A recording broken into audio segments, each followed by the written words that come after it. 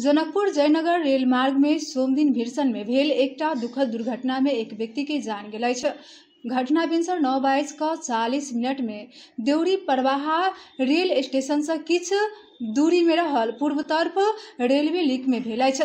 Nepal railway संचालन में रहल जनकपुर जयनगर रेल सेवा में कटि कऽ ओ व्यक्ति के घटनास्थल में मृत्यु भेल जनाओल गेल अछि। प्रहरी आ रेलवे कर्मचारी के अनुसार मृतक कान में एयरफोन लगा कऽ रेलवे लीक में चलि रहल छल। रेल अवैधकाल चालक कईयो बेर हॉर्न बजलाक बावजूदो ओ व्यक्ति नहीं सुनने प्रारंभिक अनुसंधान में खुलल अछि। संभवतः एयरफोन के कारण ओ रेल के आवाज वा चेतावनी हॉर्न सुन नहीं सकल अनुमान कयल गेल अछि। घटनाक विषय में आवश्यक अनुसंधान आगा बढ़ाओल गेल प्रहरी जनौने अछि तऽ प्रहरी पोस्टमार्टम के लेल जनकपुर प्रादेशिक अस्पताल में पठौने अछि।